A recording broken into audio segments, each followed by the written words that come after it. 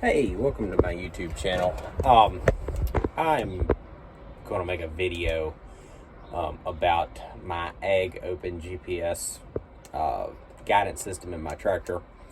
I've spent a lot of time researching and trying to figure out about the system.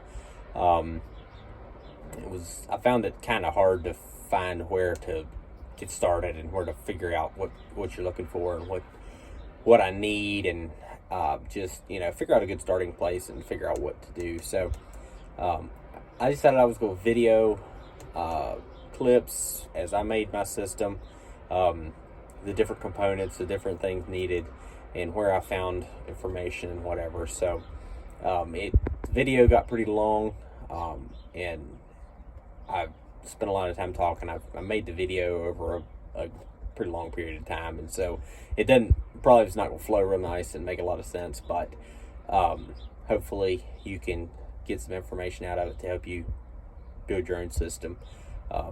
Obviously I already have the system installed. Here's my screen and my steering wheel motor, but yeah, hopefully you can follow along and get some information out of it. Feel free to skip through it as you get bored and don't need the information you're watching or whatever. So thanks for watching, and I hope you can learn something. All right, so I'm actually redoing this again because when I went to edit it once again, I hated a lot of stuff I said, and also I'm trying to set up my base station now that I have my tractor done, and I realized that they've already changed stuff from when I videoed it the first time in June of last year. So the place to start is, and apologize that I'm videoing my screen, I know that's not great, but I don't know how else to do it. So the first thing you do is you look up GitHub Ag Open GPS, something like that, and pull up his first link here. So now what I think is the thing to do now, they've changed this, but now obviously there's the forum. I think that goes to Discourse, which just has a ton of very helpful information in. Here's a link that I have opened. Just tons of helpful stuff there. You can search for topics or whatever. So that's very helpful. Then I'm not exactly sure what these two are, but what I think you click on is this here, and that pulls up this new page. This is all new. It's all changed from what it used to be.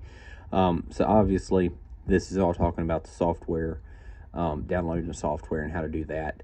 And then here's the forum discussion, frequently asked questions. See, all this stuff is new. So click on this right here, and this is also a lot nicer, just more informative. Over here is your table of contents, kind of, that you can take. The first thing, okay, so you can scroll through it and see kind of just search it on your own. The boards, so this I've never actually clicked on these. I want to see what it says. Okay, there's the amp seal, assembling the board, all the boards. Okay, here's discussion. So you have two boards. There's a V2 board and a V4 board. I think the V4 is definitely the one you go with. Here it tells you all how to build the board or order the board.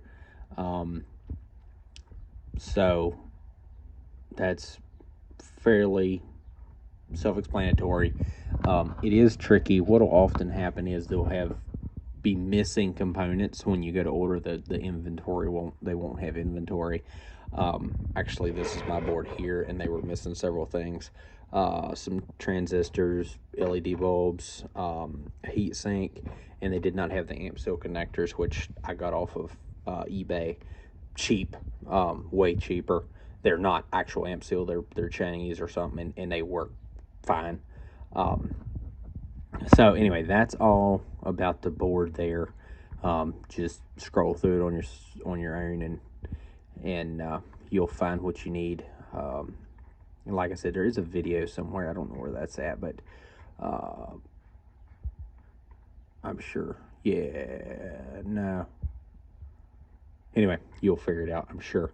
And then we'll go on to talk about all the assembling the board, all the other stuff that you need.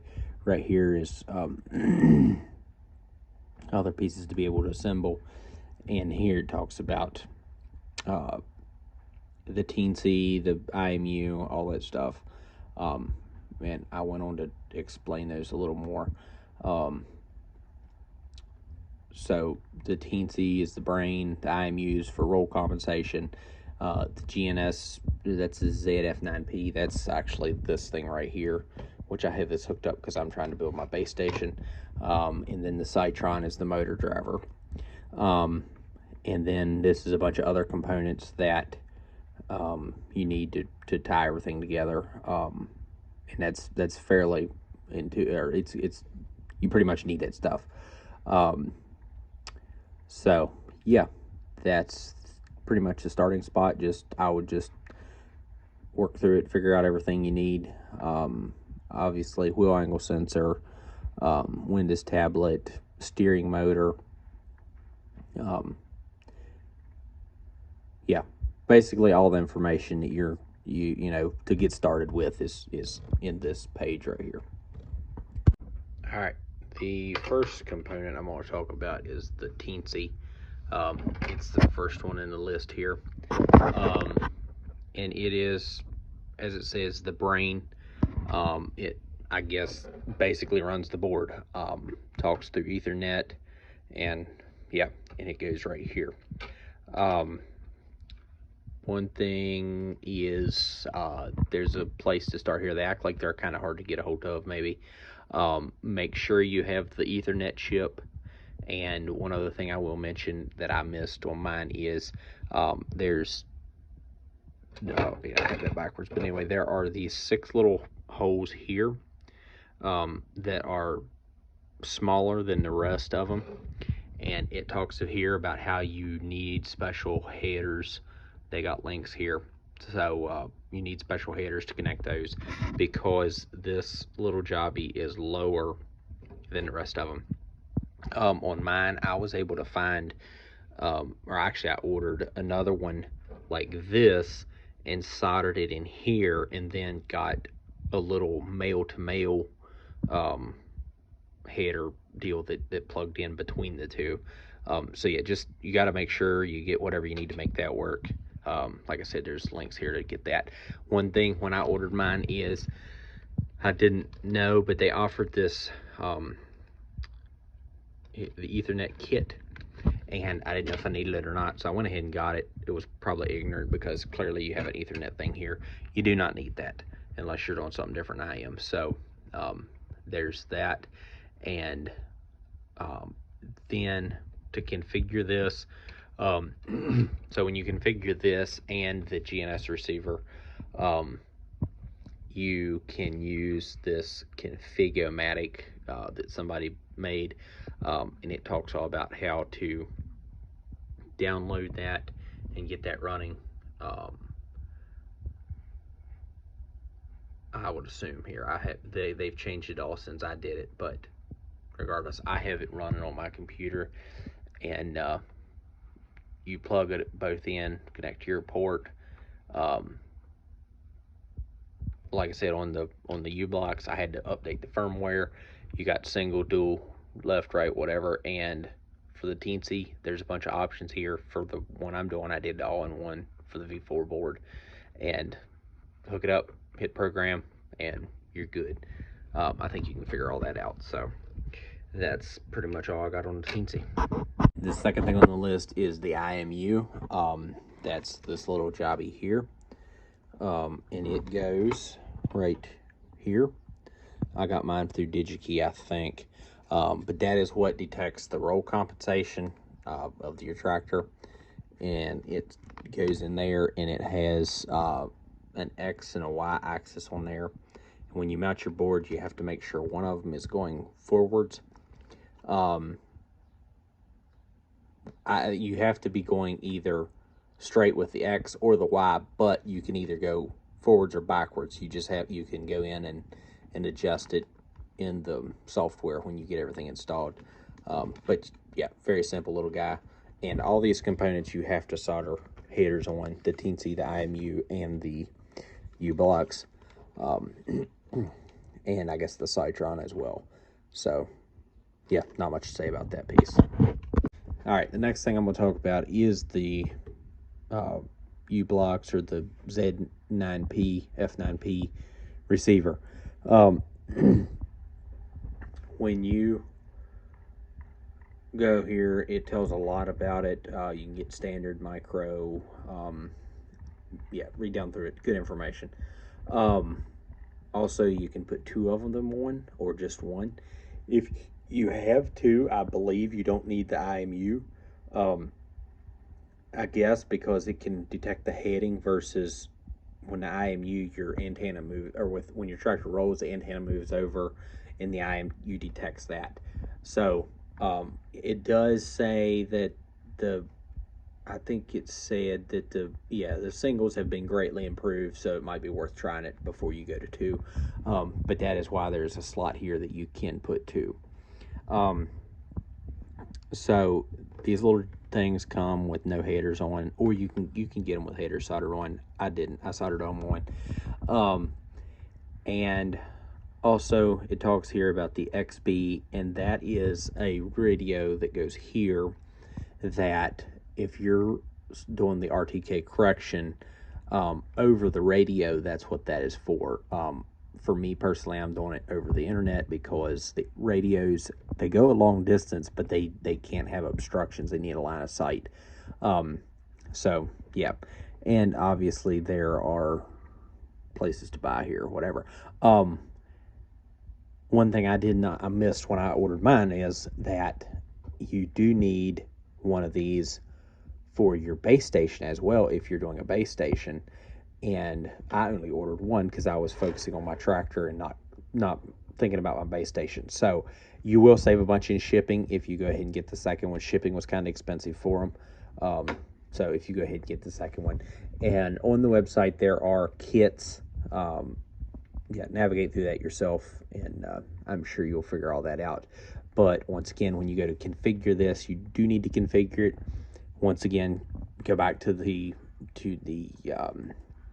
Config-O-Matic or flasher thing here, connect it, and make sure your firmware is up to date, and select and configure. I think it tells you if the firmware ain't right. I forget about that, but anyway, so that should be what you need about this, as far as I know. The Citron, that is this jobby here, which I've already soldered headers on it and put it on the board as well. And this, I believe, is the driver for your steering motor. Or if you put a hydraulic valve block in, I think you need this as well. I'm not sure. There's different options you can do, and you're just going to have to research and figure out what you're doing and whether you need this or not. But I'm going to start out with a motor, and then I'm going to go to a hydraulic valve block, hopefully, when I make sure everything works. The valve blocks are like $700 or $800, and I don't want to spend that right now.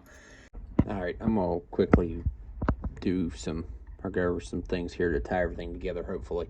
So on the board, a couple quick things is, I don't think you need this deal. I did some research and I cannot figure out what that was. I think that was something maybe for older. I don't think you need that. And there's some jumpers to jump 2 pins that you do need. But other than that, I mean, when you put all the components in, yeah, it seemed to work pretty well. Once again, this, I don't know if you put the 24 volts in on a pin, one of the pins, I forget now which one it is.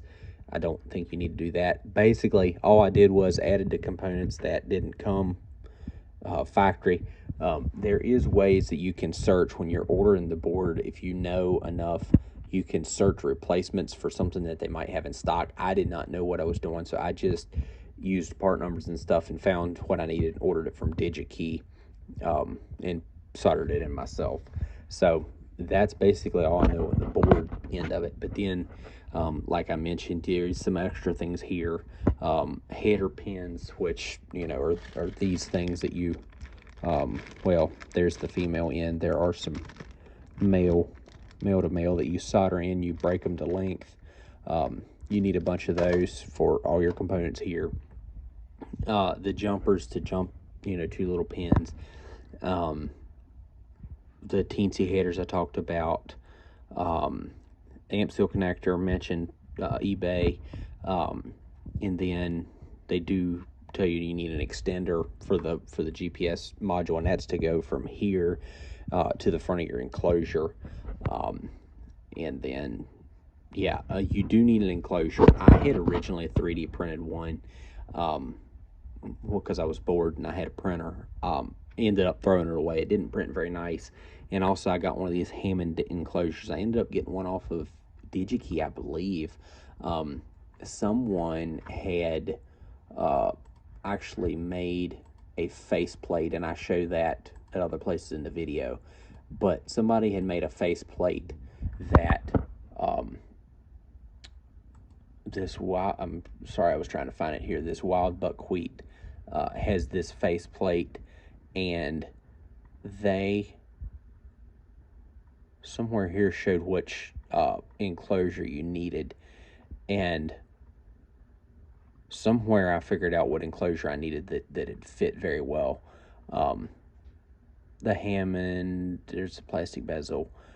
I can't tell you right off where, but anyway, so that's where I got that. And that ended up being a very nice enclosure. Then after that, that's your board. That pretty much takes care of your board. Then here in the list of other components outside of the board is a wheel angle sensor. I think I showed that on the tractor. Wide array of options for that. You just got to sort through it. I ended up with the one for the Range Rover, I believe, and it seems to work. There's so many options. Somewhere in the discourse, there's tons of pictures of stuff that people used. Yeah, that's your deal.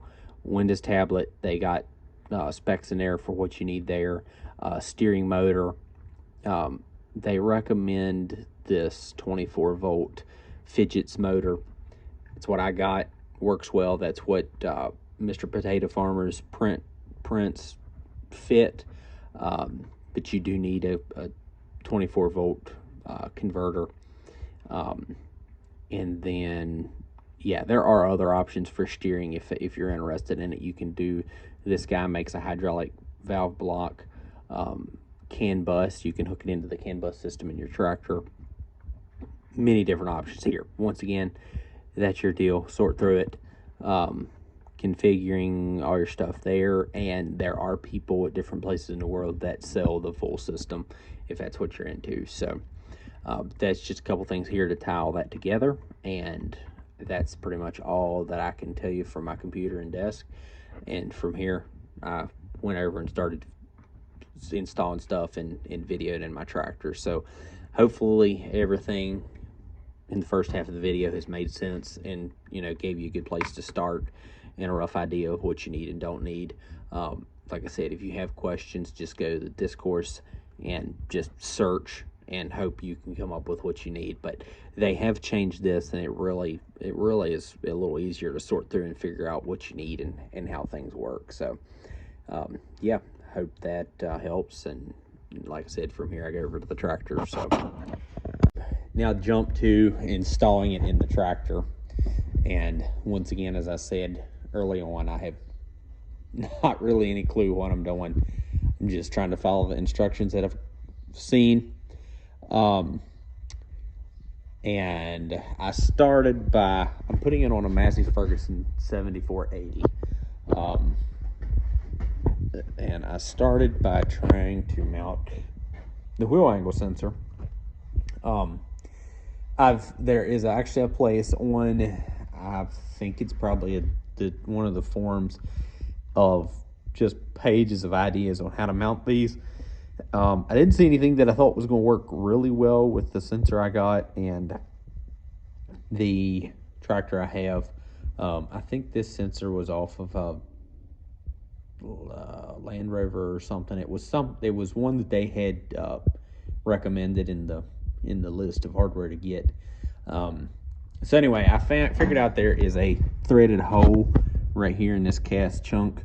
I believe it's a 1/2 inch bolt, or probably metric, but a 1/2 inch actually threaded in there, tighter than the metric that I had. So I don't know what it is, but I milled this slot, drilled 2 holes, and welded this tab on here to keep it from moving this way. And I was going to put it there like that, but then I decided that maybe the cylinder rod is going to rotate as it spins.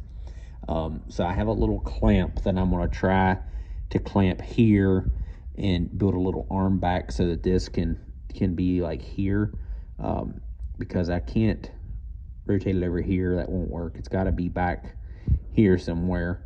And then I'm going to try it, and I hope that works. Anyway, that's kind of trial there. I'll give an update on it if that doesn't work. Then I ran the wire back through the shield on the PTO. I mean, the front 4-drive shaft beside the hydraulic hoses. I'm going to hook it to hydraulic hoses. It comes up behind the hydraulic tank, and there's actually a hole through the floor right here. I don't know if that was factory or if somebody else put that in, but that's where that goes. And then I'll go around and jump in the other side and show what all that mess is. All right, so I put my switch up here. I got the little GPS logo switch. Actually gotta have the key on. So I got that there. I was able to tap into the fuse board. This pin right here is key on power, so I ran a wire up there, and then I grabbed the ground off of the door hinge to make the light turn on, and then ran the wire back down. Down here beside the seat, on these tractors there is a ground and a power pin right back here where the main power and ground come into the cab. So obviously I pulled a power and a ground off of there on these 2 wires, and this is the wire coming down from the switch, and that comes down to here. Now the way I wanted to do it is put 2 relays, one that cut on when I cut the switch on and carried all the load, and then the other relay is for the freewheel modification for my steering wheel motor. These little jobbies, I don't even know what they're called, but I've used them in the past for projects. They have 8 wires coming into them, and they actually work perfect for a relay to plug into, and I don't think I have one of those relays up here. Let me jump out and grab it. All right, so these relays right here plug right into these things. I believe they're a Metro Pack connector of some kind. I actually chopped this one out of a harness that I had laying around. So all right, there's 30. But like I said, I've used them new before, so they just plug right in there, just like this, and then they have a clear cap that actually latches on over top of them. So I thought that was a fairly clean option to put my little relays, because the relays don't have a ton of load on them, a couple amps.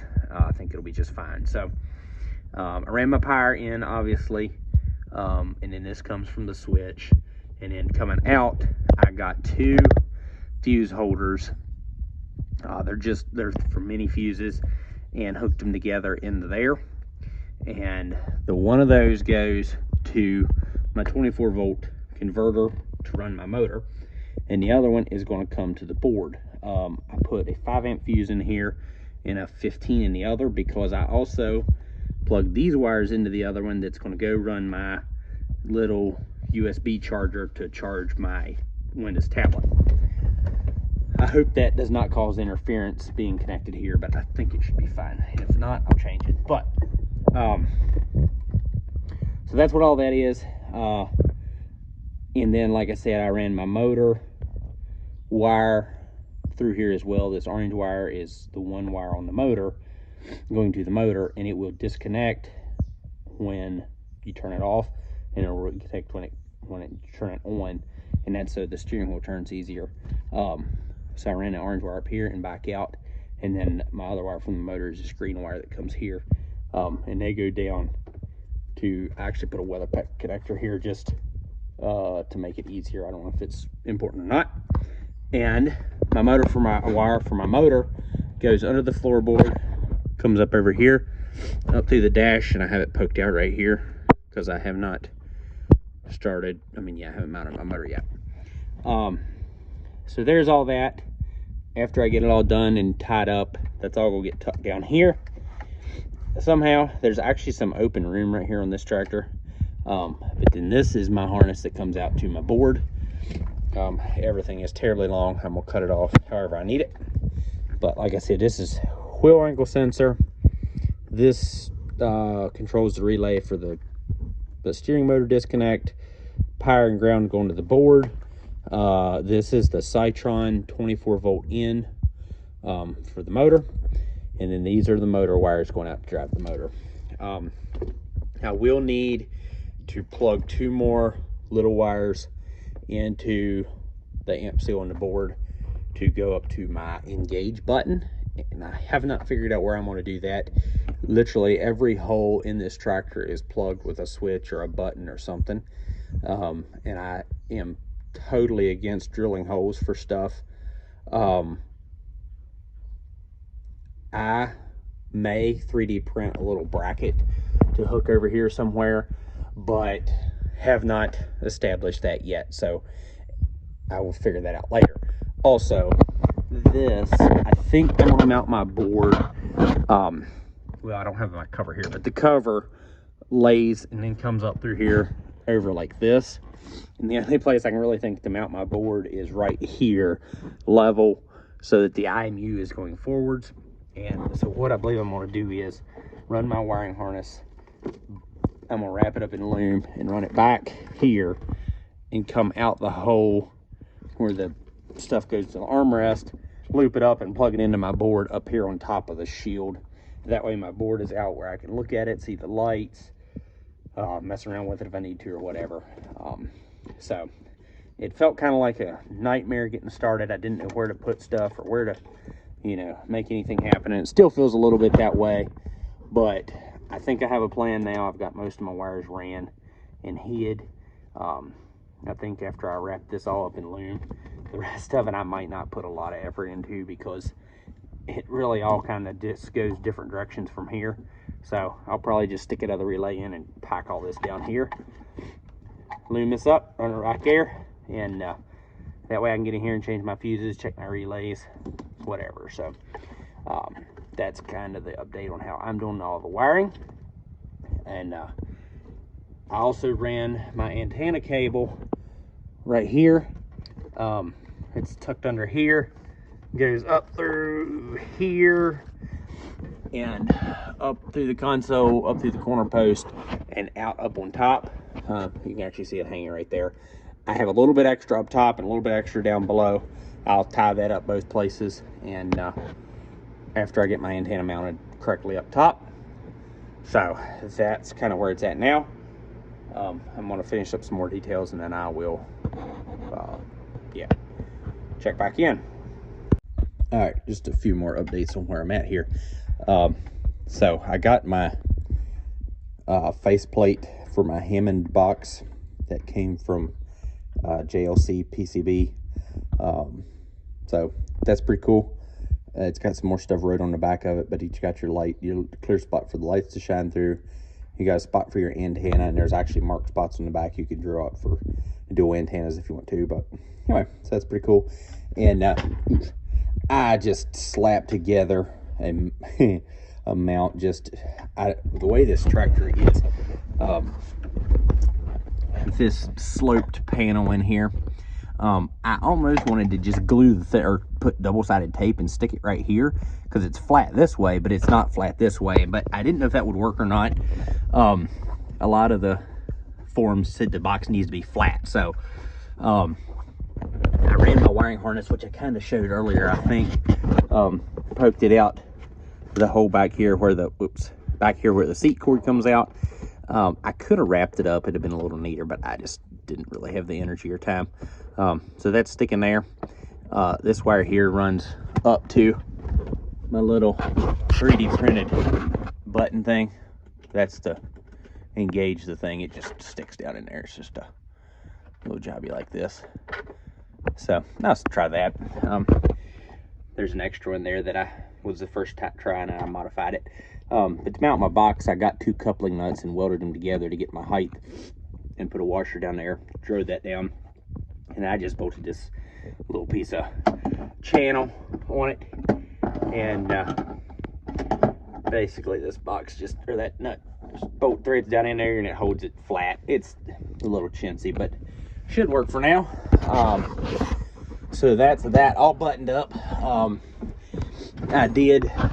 I forget what all I showed in that last video or last clip, but I ran my Ethernet cord up through, this is a custom built one that my neighbor has stuff to build Ethernet cables, and I went and he couldn't find half his stuff, but he had a pile of old ones there, and so I took this one, and this one was the perfect length. So I'm gonna mount my tablet right here. This will plug in there. Had to move my phone holder up here. Got my power switch here. This is my computer charger. I'm actually trying to draw and print a little deal that snaps in there that has I got a round USB outlet deal, so I might put that there. I don't know if I have room or not, but anyway, regardless, it can just hang there if it needs to. So there's that, and then I'm working on the mount for my steering motor. I printed this as a prototype and drew a new one that actually incorporates, actually, you know what, I'm gonna show that more after it gets done. It's gonna be, if it fits and everything, it's gonna be really cool. But it's gonna hold the motor right down here, so I will show that in my last clip. I did mess around with my wheel angle sensor. Had that wired up backwards. I finally found a diagram of which wires were the signal wire and which wire was the wire in. So I got that hooked up and finally got it reading on the screen. And I just built I don't know if you can see, but I just built a bar there that holds the thing. So there's a little bit of an update. I had my tablet laying here on the floor, plugged into my bench over here, and kicked the charge cord. Tablet hit the floor, screen shattered. So that really irritated me. But anyway, I ordered a new tablet, or another refurbished one off of eBay. So that should be here. Get my motor mount done, get my new tablet, and it's time to fire the system up and see how it works. I didn't originally video downloading the software. Obviously they keep putting out new releases. So I don't know if you can download these. I don't know if you can or not, but anyway, I think I just downloaded this one maybe. And then obviously you download it, you go into your files and extract it.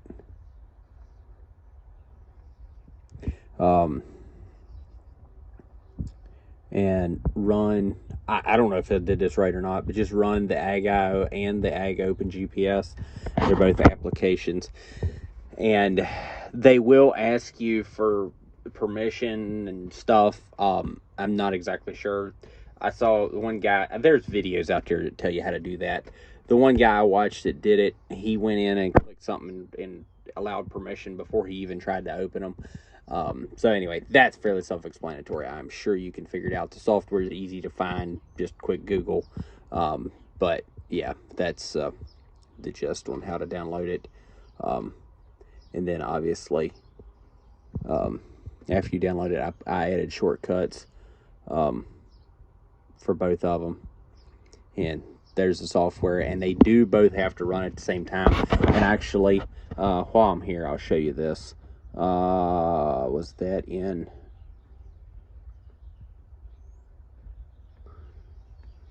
I thought I would. Yeah, configuration. Go here. Elevation. Here we go. Start. All right. Auto start ag.io and auto start or auto off ag.io. So I have this on one. Go here and on one, and that way when you start the ag open, it automatically starts the ag.io. I think that's how it's supposed to. So that's one little helpful tip I did learn. So, all right. So once again, I went to edit my video and I realized that I had recorded something with my phone turned the wrong way, and it was just not great. So I'm gonna try to show you what I did again after it's already done.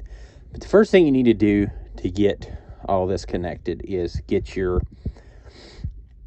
I'm still not honestly 100% sure what it is, but it's something to do with getting your IP address, getting all this stuff set up, get your IP address, I guess, assign an IP address to your board, possibly, or your Ethernet port, I guess, or your Ethernet network, maybe. I'm not sure, but anyway, so you go.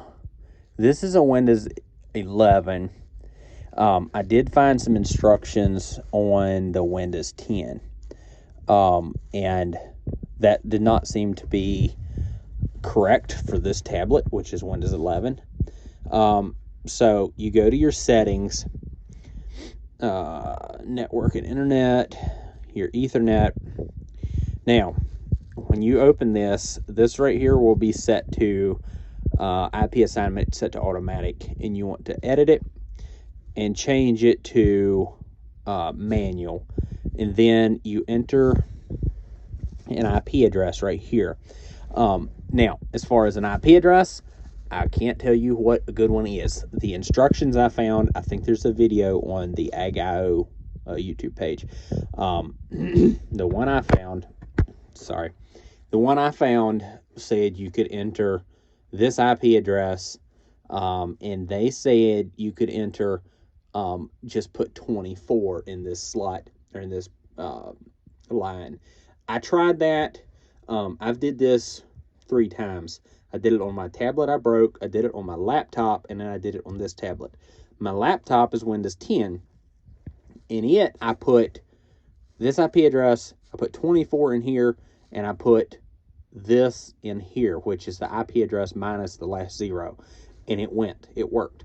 This one, Windows 11, would not let that 24 work. I had to write the 255.255.255.0 as the subnet mask, and that seemed to work. But then Windows 11 also said I had to put in a preferred DNS. I also don't know what that is, but I googled some stuff, and it said that 1.1.1.1 would work. That's what I put in. I don't think it's encrypted. I don't even know what that is. I think I probably should change that to something else. But I'm not 100% sure what that is. So it's working like it is. I don't know if I'm logged on to something sketchy or not, but it works, and I need to sit down and do some more research on that. I just have not done that. So you do all that and save it. It seems good. You log out of that, and then you open your ag.io. You click on this, and it will probably have something. Let me see. I forget now how it was. This will be the Ethernet. It should have your IP address that you need up here.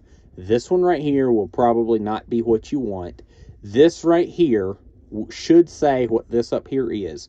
This right here will probably not say what you need, and this right here will probably be red because this will say the same thing that this does. What you do is you hit autofill, autofill subnet, and it will move this number down to here, which says enter new subnet address. Then you hit set subnet, and that should load up and be green. Everything's connected. Like I said, you're better off to find a video on the AgIO or AgOpen YouTube page. It explains a little better. So that's what I did there, and that seemed to work. I hope I can just X out of here and it's all good still. Yeah. These I had said, I think I say this on my outro there or whatever, but these I had said earlier that maybe you needed to set them to COM3 or whatever. I don't even think that's a thing. I think that was for the older system because I have it like this, no COM, no nothing, and I think it's all running over the UDP or whatever, over the Ethernet. So I think that's what I did to get it working. Like I said, when I first did it, I had some trouble getting my my wheel angle sensor to read, but I messed around with it, did this, I don't even know what, and it started working. So yeah, other than that, I can't help you. Just mess around with it, and hopefully that gets it going. It does say COM port 3 right here, so I don't know. I mean, obviously I have my Ethernet adapter plugged into the USB port. So, yeah, I'm afraid that's all the info I can give you on that. All right, so hopefully this is the last clip. I have everything installed, my screen, my box is down here. I hope I don't repeat myself too much here because, as I've said earlier, I have a lot of clips over the course of about a year that I'm going to try to combine into a video that sort of makes sense. I was editing it some, and I realized that I had said I had 3D printed a box. I did end up finding a place to get these Hammond enclosures, and I got the little face cut out. I think I actually showed that in a clip back a little bit ago. That's just a lot smaller, nicer box than the whole big 3D printed thing I had showed originally. And obviously I have all this done. My 3D printed wheel motor mount, I use this that Mr. Potato Farmer had designed, and I kind of combined that into this steel that slides over my thing, and it just is wire tied fast here, and down underneath I have a wire tie that holds it. You can't see, but I have a wire tie that holds it around the steering column to keep it from sliding off that away. So that's that summed up. And then when you get to the main screen, so the first thing you basically have to do is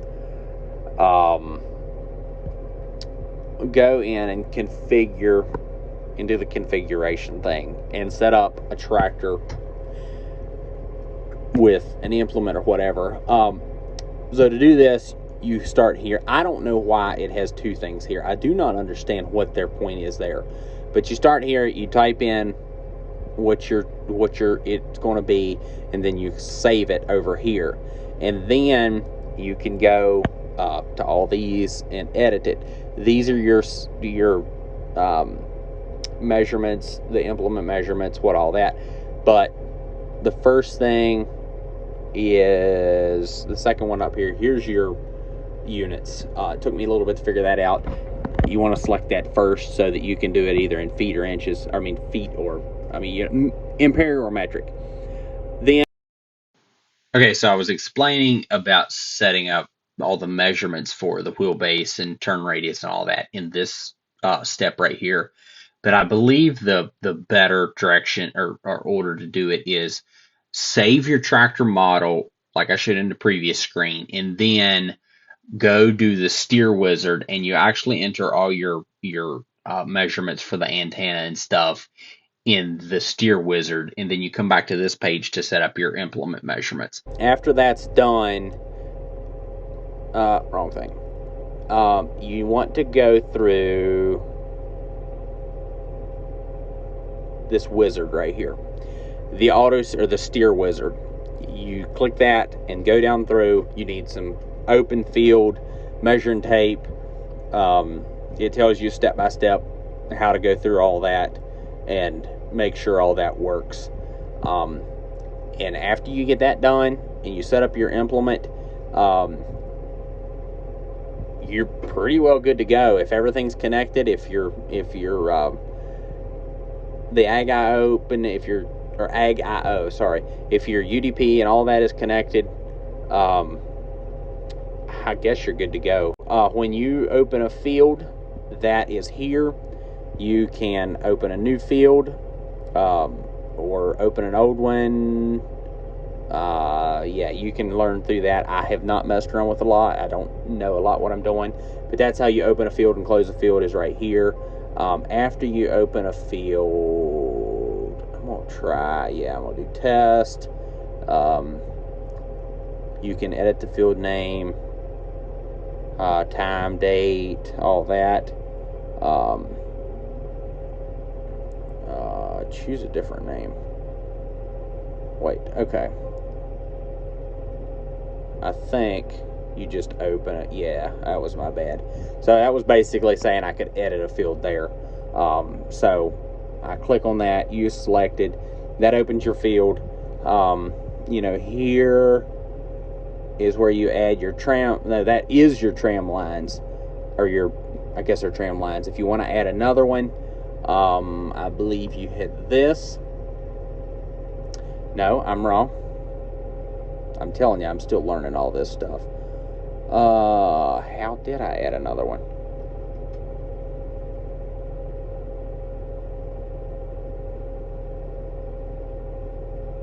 Yeah, I thought so. You add another one, and then you click there, you can add another line. Okay, I was right. That does turn your lines on, and then you can add them. You can get a straight, just an A point, and it goes the direction you're heading, AB, crooked AB. So that's pretty explanatory there. This turns your steering on and off if you don't use your button. This is your paint. Yeah, and then et cetera and so forth. But that's about all that I have learned. I've messed around with it some. You can go in here and adjust your settings if you need to speed up, slow down, all that stuff. Once again, I don't know what all these settings are yet. I've got it to where I think it's steering pretty good, but when I get in the field this spring and really test it, it's gonna help me see what I need to adjust, and I'll just have to figure it out then. But everything seems to be working pretty well at this point. So that's kind of the rundown, everything that I know to tell you. And with that, I think that's going to be the end of my video. Hopefully, I know I've talked about some things twice and I've rambled around a lot, but anyway, once again, I'm sorry. I hope that it helps somebody decipher through and gives you some helpful insight. I don't know if I had in a video. I did get my charger installed. I just 3D printed a little thing. It snapped in a rocker switch hole there. I may do it different later, but I do have that there. The worst problem with this round one is that, and I think they had this one listed in the table of contents or whatever, but you got to press this button every time you start it. You got to press this little button right here to turn the thing on. So that's kind of a pain. I wish I didn't have that, but anyway, it works. It's fine. It's a 65 watt charger, I think, just a USB-C. So there's that little deal, and yeah, other than that, I think that's about all I know to tell you at this point. Well, I said that was the end. Obviously, I need to put a little clip of me using it. So there's my line. It's purple. Hit the button,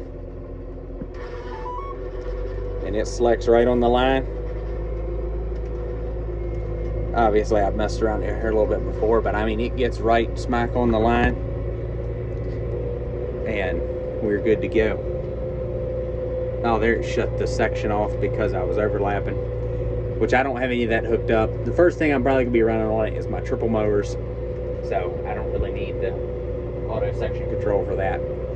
But you have this cool U-turn feature up here, and I've messed around with those settings some. I'm going to continue messing around with them, but that's pretty cool. Actually, right now it's set to jump over a line, which might be kind of nice for running mowers. I'm not sure. I don't have real wide mowers,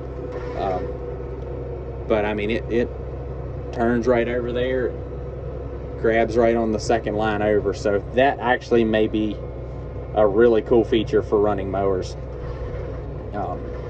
It did seem to kind of go a little bit over the line, but I mean it's right back on the line. So yeah, and then obviously you can jump back and forth, you know, you jump over to the next line or whatever. But yeah, it's pretty neat. One thing I did do, you got to mess around with the current to make the motor kick out, and I had to set it high enough that when you engage, it doesn't automatically kick out because the motor pulls enough amps. But it's set high enough that it doesn't kick out, but yet it's low enough that still when I grab it, it will kick out. You got to hold it. But you got to have heavy enough springs in this mount if this is spring loaded, and I've got some fairly stout springs in there to keep it from just slipping into gear. But anyway, so far I'm very happy with everything.